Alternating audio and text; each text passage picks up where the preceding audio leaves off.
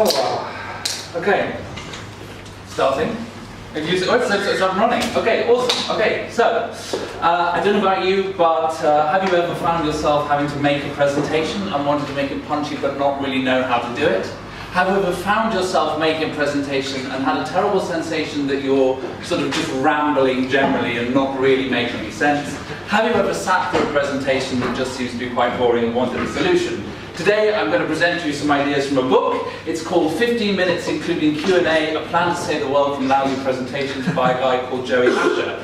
There are 3 key points I want to make, and the points are: start with a 7-minute presentation that's a kind of rifle shot for the audience. Go straight for the heart of what you want to say. Allow at least 8 minutes for Q&A, so have at least at least half of the time that you're going to spend talking is time that you're going to allow the audience to speak to you and interact with you. And deliver the presentation with intensity, engage your audience, draw them into your message. So the first kind of key thing to think about is a 7-minute presentation. How the hell do you make a good presentation in 7 minutes? You know, you've got all of this background, all of this story that you want to tell. Forget the background, forget the context, forget the summary of everything you did. Start with the problem. What is it that is most concerning your audience about the topic that you want to talk about? You know, I understand that you've sat through some boring presentations and you want a solution. I have a solution for you today, right? Choose only 3 key points that you want to make. How do you know which are the points that are going to be most interesting to your audience? Think, what are the 2 or 3 questions that they're most likely to ask? What are the things that you most want to know? Some ways that you can structure your 3 points. You can talk about what we did in the past, what we're doing now, what we're going to do in the future. You could talk about the pros of a scheme, the cons of a scheme, your recommendations. You can talk about the current situation, the challenges that we're now running into, and the recommendations that you want to make to change that. But the basic thing is tell a good story in 3 points. And also have a simple template which allows you to deliver these points. So start with a hook, start with the problem statement and the solution, and tell people that you're going to provide a solution. Have a preview that says the 3 points that you're going to make. Then go in and spend about 5 minutes making those points and illustrate them with examples if you can do. Tell a good story for each one. Spend a couple of minutes talking about each point, and you'll find that you can kind of cram a lot in that way. And then end with a recap and call to action. It's really helpful in a presentation if you use signposts, so tell people where you are, orient them in the story that you're trying to tell overall, and end with something about what's going to come next. Yeah, don't be afraid of redundancy, and just keep the slide simple. So that's a kind of first point. Start with have a 7-minute presentation where you're going to make these 3 key points. But also, allow 8 minutes for Q&A, right? This is the second point, because Q&A is the super glue of this formula. Q&A is the thing that fixes everything. Don't worry about the stuff that you've had to leave out in order to cram the presentation into 7 minutes, because your audience will tell you where to fill the gaps. Right? Q&A is the secret sauce of this formula. It's also easier to engage with people in a Q&A. You know, many of us are kind of nervous about making presentations, but we're much more comfortable engaging with one-on-one dialogue. So allowing more time for that will make you more comfortable on stage and in making the points. In terms of allowing the audience to fill the gaps, you know, if you're thinking, oh, should I put this in my slides or should I leave it out? Err on leaving it out. If it's important to your audience, they'll ask about that. Just focus on the 3 key takeaways that you want people to have, and let other people point out where the gaps are. Also, be prepared to take questions at any time. You know, if people want to jump in, make sure that questions are welcome. The 8 minutes doesn't always have to come at the end. And if you're making particularly difficult points, it can be really useful to pause. And sometimes you have to leave a really long pause because people need a little bit of time to become comfortable for that, but that's a silence that they can fill with a question. You know, so questions are welcome at any time, right, in this presentation as well. You know, Henry Kissinger said to a gathering of news reporters, does anyone have any questions for the answers that I've prepared? So think about the fact that the questions are the Q&A is an integral part of the presentation. So some time that you might have spent putting stuff into slides, that could be super useful because that helps you understand how to structure a short, punchy answer to the questions that you're likely to get. Then put those slides in an appendix, forget about them, and just deliver the 3 key takeaways. So that's the second point. Allow at least 8 minutes for a Q&A because it's the sort of secret sauce of this formula. Finally, deliver with intensity. Right? Be you, but more so. The weird thing about standing on stage is you have this sense that, oh my God, you know, if I go kind of a bit exaggerated, a bit over the top, it will seem too much, you know. But you have to remember that once you're standing up here, even if it's just in an informal space like this, you have to fill more space. There has to be more of you to get the same intensity as you would get one-on-one, right? Because you're on a kind of bigger stage.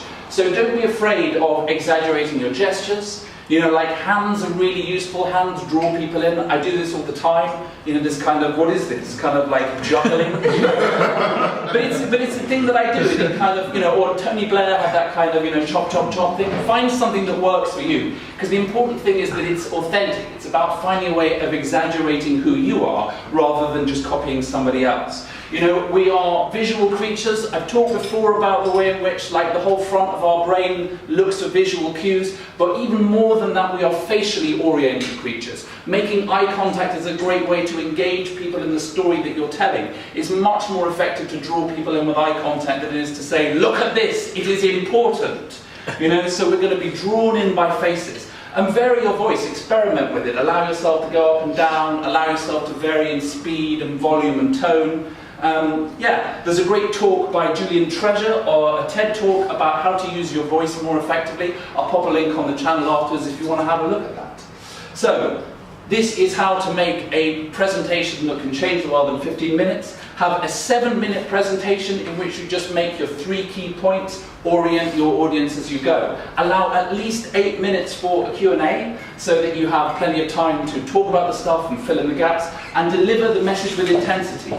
The golden rule of presentation: present unto others as you wish that they will present unto you. So in terms of where we're going to go from here, I recommend that you go away and you read the book. It's super, it's really easy to take on board. It's on the Dropbox. Also have a look, if you're interested in this, at other kind of lightning formats of presentations. We've always got lots of information that we need to share in a business. Learning how to do it in a punchy and engaging way is a skill that will serve us for the rest of our lives. Any questions? How long was that? That was 6 minutes and 53 seconds.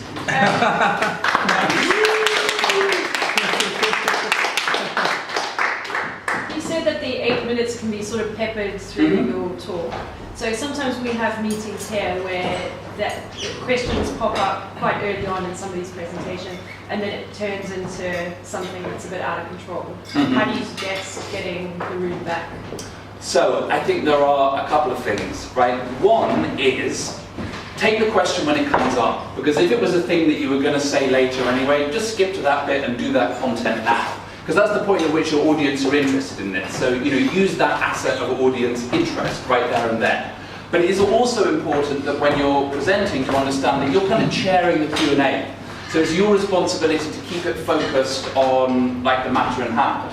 You know, if this is my 15-minute presentation, maybe there needs to be a kind of broader, free-form chat afterwards. But if you ask me a question, I should respond to that question for you. And if other people want to start asking follow-up questions, we should start saying, well, is this just becoming a sort of general group chat? Or are these kind of specific follow-up questions on what we're talking about now? So it's always okay to bring it back to topic by saying, you know, this stuff that you're talking about is super interesting, but it doesn't fit into my presentation, and I only have 15 minutes, so if I could bring it back to... That would be what I would do. Thanks. What about more complicated sort of ideas?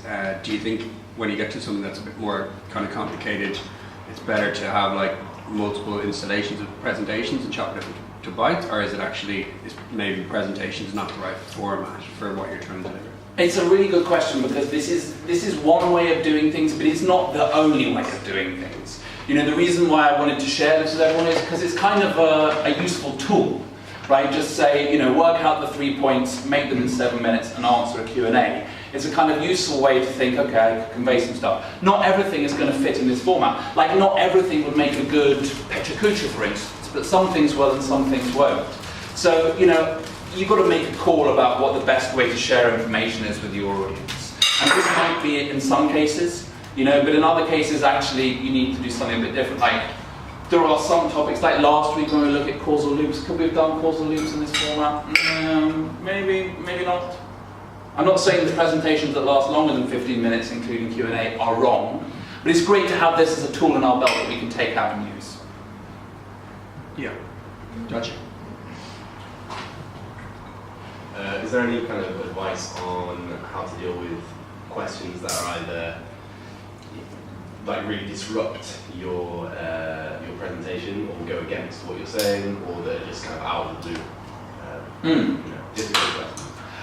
One of the whole points about inviting questions is that you're trying to overcome objections. So, thinking in advance, okay, what are the questions that we're likely to get, and what are the things that people are most likely to say, what are the objections that people are most likely to raise, and how I'm going to respond to that is, a really important part of preparing one of these kind of 15-minute format talks. And actually, if somebody says, I think everything that you're saying is a bad idea, I think, well, that's a great opportunity to have a debate about the reasons why you think that, and for me to give you the reasons why I think that this is a good idea. You're not necessarily going to persuade people there and then, but actually somebody asking you a challenging question gives you a great platform to lay out your answer, and that's one reason why it's a really good idea to know kind of roughly what the answer is going to be. You also said something about kind of disrupting questions, like what's that for you? So I guess a good example would be, you're in a meeting with a client or a partner, and they would say something like, we've heard that S6S have this service, but it's half the price for you guys. Go. Now, you might have answers to that, but it's it's like, okay, suddenly going into defense mode, and you're going to have to bring it back to, the sort of general flow of your meeting before. I just wondered if you had any thoughts on that. There's a great tip from the book, which is once you've answered a question, you can always just say, and now that leads me back to the point that I was making earlier. Even if it doesn't, you can say that. Because what I'm really saying with that phrase is, I've finished answering your question now, and I'm returning to the flow of the points that I wanted to make. Sure, okay. Because the point is that if in the middle of the presentation, if you stand up and say, right, I'd like to make a presentation, someone says, I have a question. You can be like, please wait 7 minutes and ask me that question at the end, and they will still ask it, and it will still be a difficult question, or you could jump in right then and there and say, okay, derail me. Come on, you I'm ready for it. To be honest, if they're going to ask a question about F6S at the beginning of the presentation, you'd rather ask it early and get it out of the way, rather than have them think about it for the next 10 minutes, right? Well, maybe.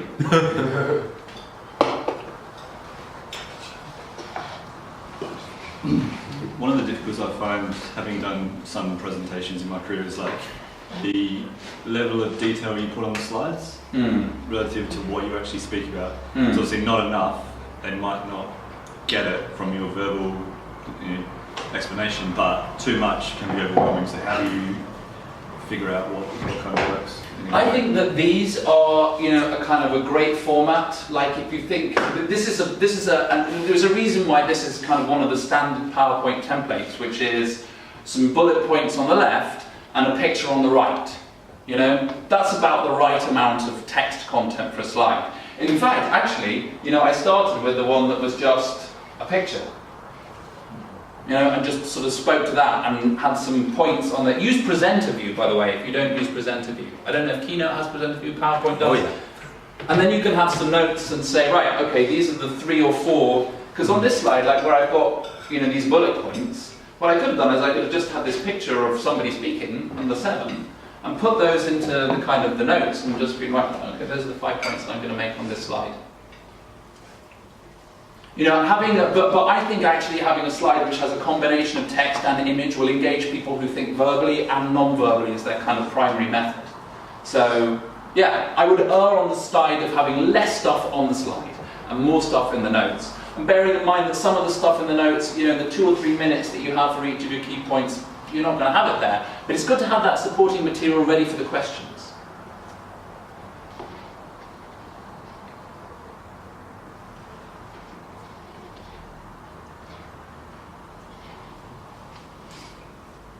Got a minute left, anybody else? Let's say you're mid-presentation, you look around the room and you have lost the attention of the audience. You're just aware of that. I know sometimes you think that and you haven't, people are on their phones, people are like yawning, and you've lost the audience. Have you got any advice on, picking everyone up, or That's a good trick. That's never happened to me. I think that the eye contact point is a great one. You know, we are, as a species, we are super trained to make eye contact with people. We know when people are looking at us, even kind of out of the corner of our eye. We do this thing called gaze direction, so we look at where people's pupils are. You know, we're really programmed to do this. So going around and sort of picking people out and giving them the opportunity to make eye contact with you is a way of calling them back to what you're talking about. Sometimes people have an outward sign of not listening to you, and that doesn't mean that they're not listening. You know, it might just mean that they appear to not be listening, right? Because they're having lunch, but that doesn't mean that they're not engaged. So don't be put off by the signs. You know, eye contact, don't be put off by the signs. And I guess, you know, if you really feel that you've lost everybody, it depends on the situation that you're in. But sometimes you can actually just say, hey, is this meeting still serving everybody's purpose? Because I feel like we're not all, you know, in the room. All right, that's my time. That's 15 minutes. Super snappy. You know, and we started practically on time. It's 1:18. So, anyway, thanks very much, everybody. Thank you.